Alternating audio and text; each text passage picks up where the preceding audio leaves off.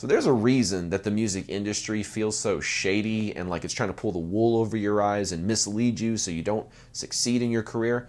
It's because there's an unfortunate reality that a lot of people have intuited but maybe haven't said out loud, which is that the longer we're ignorant about business, the more the industry can profit off of our ignorance. So you think about it like this. You don't know anything about the music business when you get involved in it. Like when I was 15 years old, I certainly didn't understand anything about the business. I knew about playing my instrument and writing songs and playing live. Those were like my three things I knew how to do. Outside that, I didn't know anything about deals, publish, I didn't know any of it. So what happens? I get taken advantage of by the music industry. A manager comes around and says, hey, the only thing you need in your career is a manager. So if you pay me $300 a month, I'll make all the magic happen. And there was this cool magic trick that he did where every single month, $300 went from my bank account. I would just look and it'd be gone. It was crazy. But I started to notice after that magic trick happened a few months later, there was nothing else was really going down. And then I'd be like, hey, could we get this sponsorship? And he's like, no, don't do that. You won't get it. And so then I got kind of resentful and went for it anyway and got it. And I was like, okay, who is this person? And that sponsor was Mesa Boogie a long time ago. Yeah, I don't know if they still keep up with my endorsement because it was a very, very long time ago. But the idea is I was taken advantage of because I was ignorant about business. And so the longer that you and I are ignorant about business, the more the industry can get us set up in deals and contracts where they own our music and they own it in perpetuity and your likeness and all this kind of stuff. They can set up some really, really bad contracts. I've been in a couple label contracts where one of them, they were pretty easygoing. The other one, it was pretty shadow, like black box. You didn't really know what was going on. But we were ignorant. We thought, a label actually wants to work with us. This is our foot in the door. Let's just take it. Yeah, it wasn't a good decision. It's too much money, and we didn't hardly see any return on the investment. But guess what? Because we didn't know any better, we thought that was maybe still progress, even though we hadn't quite got many results. Maybe that was still progress, but it really wasn't. So the truth is the industry was not built for artists. Yeah, the industry was built for the industry. Now it sounds kind of obvious now that you hear it out loud. Yeah, the industry was built for the industry, and so that artists would be complacent taking pennies while the industry took the dollars and setting up contracts where that's how it was going to be for 7 years or forever, right? So what if there was a way of looking at this where we could actually see through the veil? We could see through all the myths and things that they're trying to do to us, so we could see really why the music industry wants you broke. Well, in this video, I'm going to be sharing with you the main reasons why that is. So let's jump right in. Let's stay locked in here. We probably need to clarify something, which is there's a difference between the music industry and the music business. Some of y'all that are subscribers, you guys will definitely know this, but for those of you that are new to this stuff, the music industry, I like to think of like this. It's a very easy way to remember it. The music industry are the institutions that are incentivized to maintain their interests, not yours. And they use that to profit off of our ignorance. I'll say that one more time because I really think it's an easy way to remember this, even though there's lots of I sounds in there. The music industry are the institutions who are incentivized to maintain their interests at the expense of your ignorance, okay? Because they are leveraging the business. So what is the business now? Okay. Well, the business is the buying and selling that happens between artist and fan, artist and venue, artist and sync licensing rep. It's the transactions that make up the economics of what you would call the market of music. A market is just a group of transactions that are happening. So you think about it like this. Okay, so if I can understand how to create transactions for myself and create sort of the economic, not hamster wheel, but get the wheels and turns of the gears going, I can actually set up systems that I can walk away from. And so instead of thinking like, oh, I'm just going to delegate this off to the industry and then they're going to take care of it for me, which really they just take advantage of you, you can invest in building a system, a gear that runs when you walk away from it. That's a lot better of a way to go about it, wouldn't you say? I would say so. So we have to understand that difference is that most people think, okay, I'm trying to get involved in the music industry, even just in the words that we say. I know some people think that this is a semantic difference and they mean the music business when they say the music industry. I totally understand, and I know they don't mean that nefariously, but I think it's important to make this distinction because it points out where we should be focusing on. It points out that should we be focusing on all these big institutions like radio and labels and to an extent even like PR and managers? Should we really be leaning into that kind of stuff? Or should we be leaning into how do I make transactions happen where fans want to buy tickets or fans want to buy merchandise, fans want to pay for something, or maybe venues want to pay to have me perform, right? I get paid a guarantee or something like that. How do I create transactions and focus on that? Now I get it. People are like, well, Dax, that sounds very like super business minded. It doesn't sound very artistic.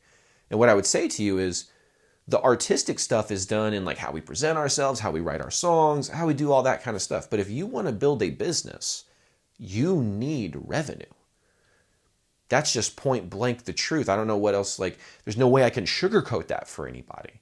Is that you can either just have music as an endless money pit that never makes any money, or that's not really some people would call that a hobby.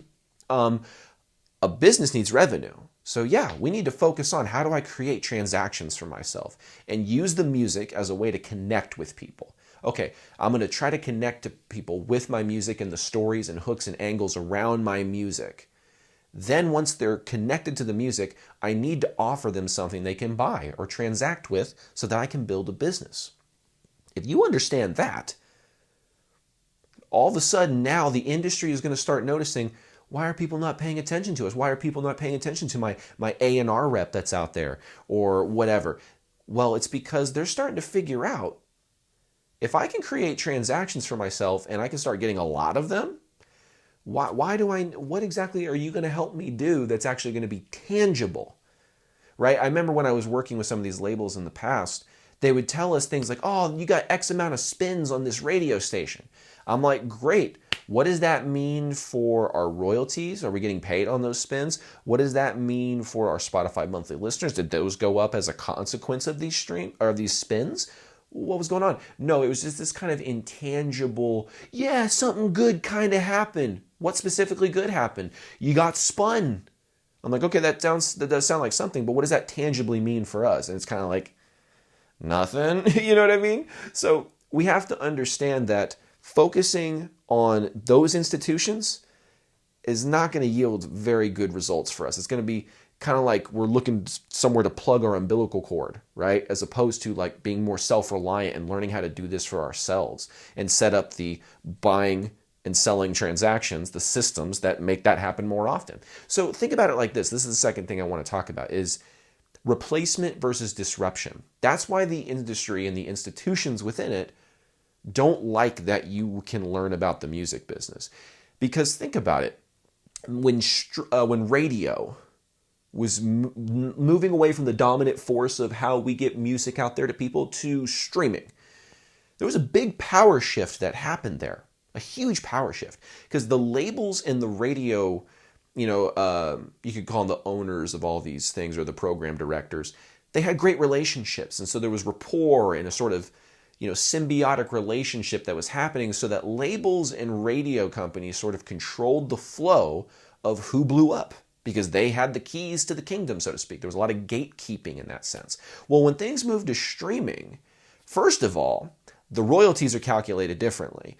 Radio royalties are, I think they're called broadcast-based royalties, where over here we have on-demand royalties calculated totally differently, especially with the pro rata system that Spotify has. So you have to look at it very differently, and now all of a sudden there's no gatekeeper. Who's the gatekeeper? What the fans want and what they can find. It's kind of those two things. What they desire, and it's what they desire based on what they're able to find. Okay? So the labels started losing control over a centralized distribution pipeline that they had complete control over, or a majority control over, or you could even say heavy influence over. They're trying to do that same kind of pathway with Spotify, where they're buying a lot of shares of Spotify so that they can exert influence through different mechanisms since they don't have direct control to control the pipeline of how people consume music. So you have to look at these things. You have to look at the interests that the labels and all these kind of big institutions want to maintain for themselves. So I call this the market dilution problem of artists. Back in the day, because there were gatekeepers, There was kind of a benefit, which is there weren't too many artists out there in these pipelines of distribution. It was pretty controlled. I mean, granted, there was a lot of artists in there, but it was relatively controlled, where the biggest ones were sort of pushed the most, and there was sort of tiers to it.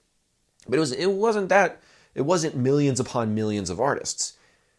Now you have this thing where instead of 1 to 15 artists getting a majority of the push marketing wise, now that's getting diluted out to all the different music that's out there, whether it's independent stuff that's blowing up on TikTok, other bands that get thrown into playlists algorithmically that are discovered. There's a whole bunch of ways that new music is discovered nowadays. But labels are working very hard to maintain that sort of dynamic where a majority of their people get the most of the streams. And to be honest with you, they're pretty successful because of the societal history with thinking like, okay, a label-backed artist is more credible or something. And even if the music deteriorates in quality, they'll put up with it because the brand is established. There's a lot of that for sure. But this is different from back in the day. Back in the day, that was the case, and there were no alternatives. Now, not only are there alternatives, the alternative is starting to, if you encompass all of it compared to the label-backed stuff, it's starting to equal, if not dominate. And it's getting to a point where, yes, you're thinking of like, okay, one artist gets 1 billion streams versus like 1 million artists get a handful of streams that all equal 1 billion together.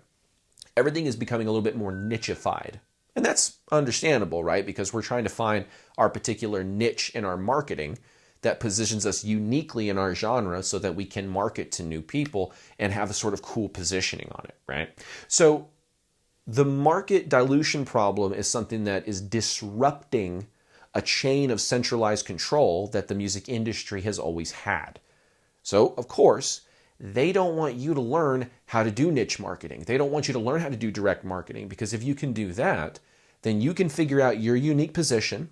You know, some people may call it your unique marketing proposition or your unique selling proposition. I think those are two different things that can be applied in specific contexts, but sometimes people use them interchangeably. The idea is you need to have a unique take, right? Like, I know there's so many unique positionings that some people think they have to go over the top with it. I know some people who will be sort of like semi-masked, and that's kind of part of their unique positioning, is they're always semi-masked and it's part of their persona. I know people where, I mean, it is what it is. Their race is a part of it. There's a group of black guys who are in a pop punk band, which is awesome. They sound great. They sound like a pop punk band from the early 2000s. But because of the predominant European influence in things like pop punk, metal, that kind of niche, that culture, right? All of a sudden it's viewed as like a pattern interrupt, as a unique angle, because they're all of a race that people wouldn't expect to be into this kind of music. Now, I personally don't like that, because like I grew up, and when I was in my formative years, I liked a band called Seven Dust. And so like, to me, the concept of like black people in metal was never really like a strange thing. There's Tony McAlpine with Steve Vai. There's In Living Color. You know, like to me, that's normal. For God's sakes, like Jimi Hendrix and Prince. Like, I don't know. I guess as it's gotten heavier, you could say there's been a difference. But anyway, the whole idea is there are so many different ways to create a unique marketing proposition. And again, it doesn't have to be like this huge, now I'm going to start like a whole costume thing. No, you could literally just be who you are. Like, that's the cool thing about those pop punk guys I was talking about earlier. They're just dudes being who they are. And because the culture has a bias, they're able to just like, well, let's leverage that for our purposes. Why the heck not?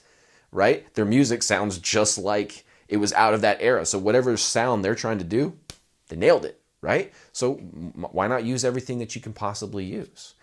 Now, I know some of the people may think that's controversial. Just, it is what it is, guys. Use what you have, who you are, what you're about. Be authentic. Don't try to be someone you're not, okay?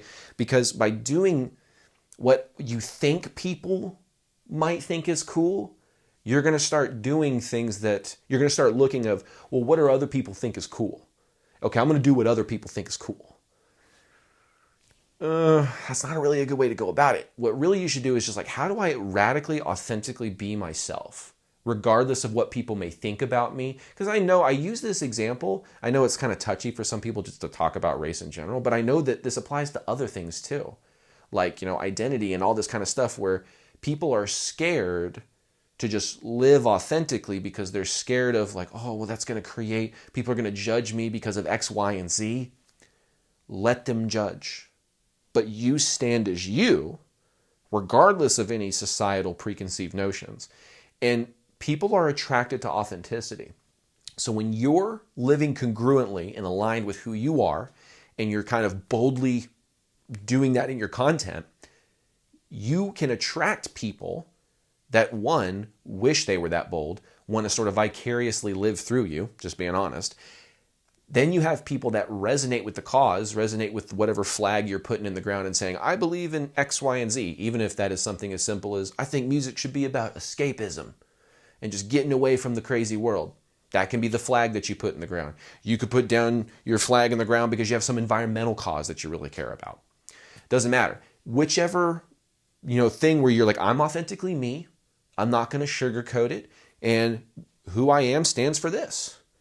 People can rally around that. And you can use the fact that there may be some like preconceived notions. I've heard people say things akin to what would have prevented the pop punk band I mentioned earlier from succeeding. They would say things like, yeah, but being X identity trait in the metal genre is really hard, or being insert identity characteristic with the country genre is really hard, because there's a perception. And I'm like, you can leverage that and make it a positive thing that actually benefits your career in a positive way. Because instead of running from it, like, oh, I'm kind of unique, I might ruffle some feathers by being me, be you fully. And that will attract people. And that will start to begin your process of marketing when it comes to like identifying what your niche is and starting to dominate that niche. Now, again, labels don't like that because now you're figuring out how to find your unique audience, the people that will accept you authentically as you, as a musician, as an artist, but are also like, oh, the music is dope. I love this. And you're finding those people who really gel with what you're doing. And guess what? You're going to repulse the people who are not a good fit. Think about it. Does Taylor Swift produce more attraction or repulsion in her marketing? Really think about that for a second. Because if you look at the numbers, sure, she's got a ton of attraction. There's tons of people who love her music, right? There's a lot of people who don't like her music. So you can say there's equal amounts of people who are attracted to Taylor's marketing and brand and music as they are repulsed by it. So you're not going to have a situation where you're going to avoid repulsing someone. I use that word because it's kind of like punchy, right? You're going to attract the right people, but that means you're also going to have to push away the wrong people. And that's okay, right? Like sometimes I know, like this is a tricky subject. So let's say you're a musician who's never really taken a political stance, right? But you're seeing something going on in the world and you really want to write about it, but you're scared how your audience is going to react. Well, you can present it in the way that is most unifying, but when it comes to talking about the issue, you can be kind of like open about it, and guess what? Some people will get repulsed by that. That's okay. I know there's like, I've made some videos where I'm like, unless you're an expert on the political subject, probably best if you don't speak on it, because then some development will come out that'll make us look bad. It's better just to speak on things that you have read and researched and really know. Not just Wikipedia articles. I'm talking about buying books and stuff. You know what I'm saying? Like something you're well researched on. But that's the thing. Some artists are well researched on things and want to say things, but they're scared of how their audience will react. Now, I get it if it's not a part of your brand. Like this is a bigger problem in sort of the rebellious genres, hip hop, rock, metal.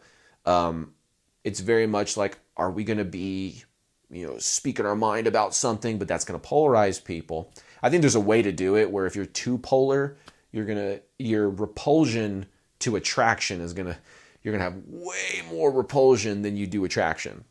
Sure, you may find a cult of following, but it will probably in the end not be a following that you actually like.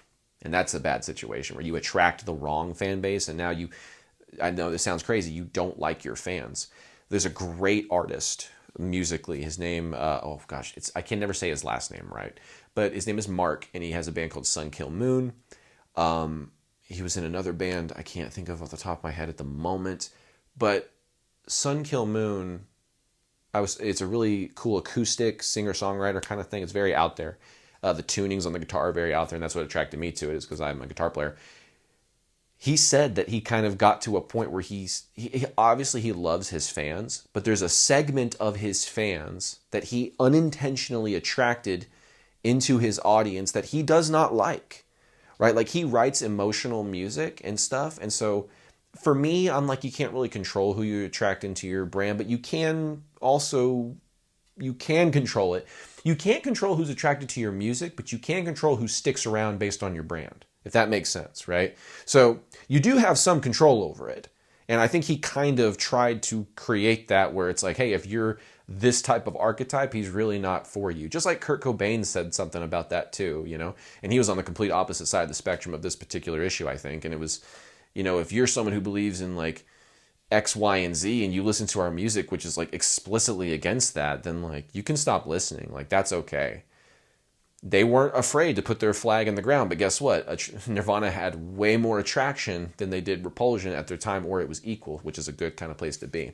So I go into that to share with you how you cannot view market dilution from having too many artists out there that are available as a problem. I see comments like this all the time where people are like, the problem is things are oversaturated. It's like, okay, that's not a helpful thing. That's not helpful for anybody. To just, well, things are oversaturated.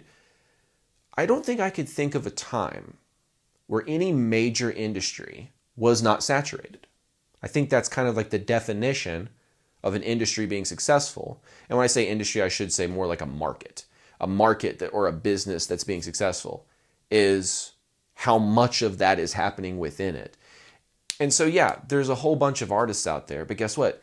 Saturation doesn't always contribute to the lack of visibility, because there are plenty of people who go out, put stuff on Spotify and Apple Music and all that stuff, and then never promote their music, not even once. So are they really contributing to the saturation problem when they are not making themselves known at all? They have 0 monthly listeners, and they're not marketing, and they're not doing anything? No, sure, they're contributing to the supply and demand problem, but in that sense, I don't really care, because it's like, if they're just putting it out there to put it out there, cool. But the idea that, well, the reason I'm not successful is because there's too many people. Not true at all. The reason people don't know who we are in any given context is because of marketing. Like, it's a simple diagnosis. Dax, not enough people know who I am. That sounds like a marketing problem. Okay, let's solve the marketing problem. Marketing problem solved. Dax, this is great. A lot of people know who I am, but I'm not making any money. You have a sales problem. All right, let's build a sales system, right? Like, some of this stuff is obvious, but people don't think it's that straightforward, where the reason you're not being seen is not because there's too many artists out there and I'll never be seen because it's oversaturated. The reason you may or may not get seen is because of the level of connectiveness that your marketing has with the given audience you're trying to attract, right? And guess what? Like I mentioned earlier, in the process of attraction, you're going to repulse some people, so that's okay. But don't fall into that, well, things are oversaturated, so you need a label to pick you up out of the saturation and put you out on the main stage. That's not how it needs to work. How you stand out from everybody else is your marketing. Okay, let's move on to the last point here, which is the real reason the music industry doesn't want you to understand business is because they will keep you broke. And, well, okay, here, I'll phrase it a different way. The reason the music industry wants to keep you broke is because you will figure out once you are not broke that you actually really don't need them for most musicians' goals. Like, I want you to think about this. Most musicians, sure, we have the best case scenario planned out in our heads, which is one day I want to get big enough to where I'm playing in theaters, I'm playing in ballrooms, I'm playing in arenas potentially.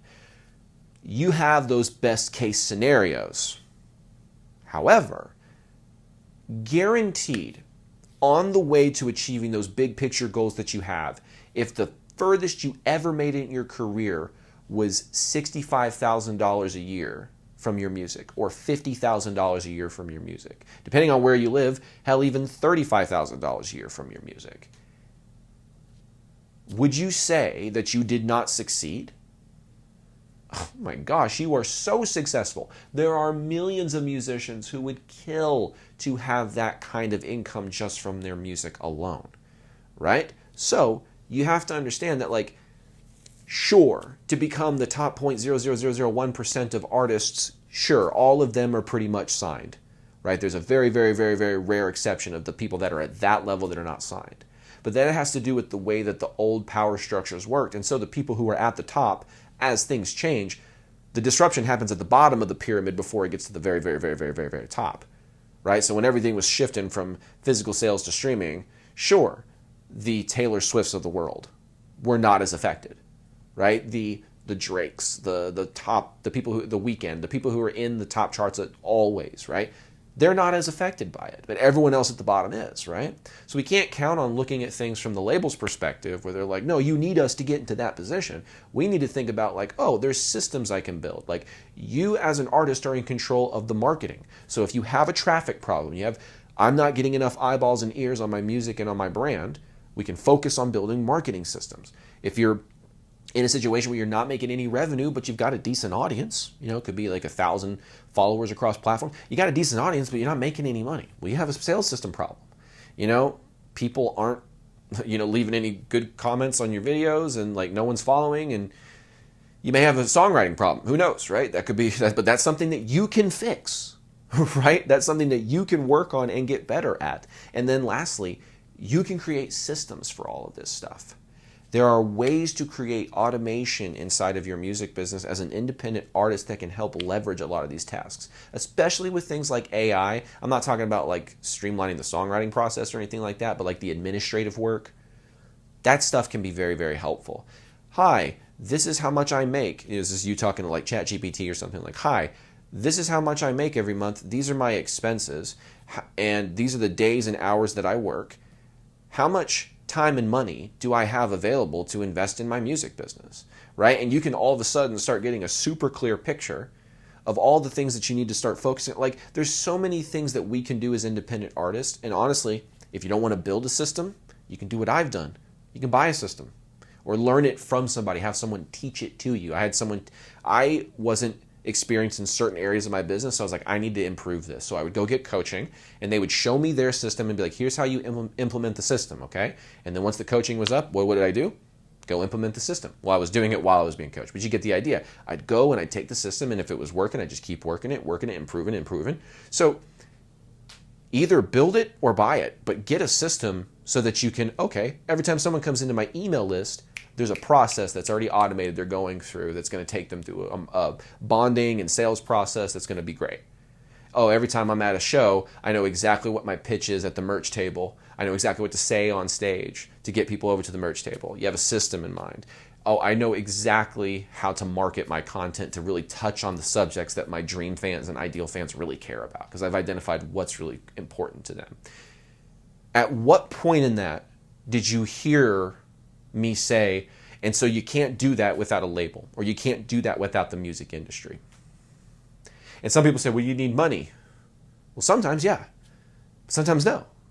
It's a case-by-case thing. Don't hold a false belief and perception that's going to prevent you from taking action before you've actually properly diagnosed the problem. You have to actually diagnose, what is my specific problem, so I know what is the specific answer that is going to help me out. Okay? And so for all these reasons, you have to look at it. Okay, there is a difference between the industry and the business. Okay, so the industry basically uses the business while we're over here in the middle just kind of ignorant, like, I don't know what's going on, but they're sending me checks that have like $1.50 attached to it, so I guess that's good. But they're just sitting there, the industry is just using the business. Where you could start growing your capacity and start taking advantage of more of the business. So at what point do you actually really need them? Unless you've grown your music business to the point you're making $100,000+ a year, and you're like, okay, I have kind of plateaued, but I do want to keep growing. Well, now you're in a position where you're making enough money that you're taken care of financially, and you have all the leverage at the negotiating table with the label so that you actually get a favorable deal.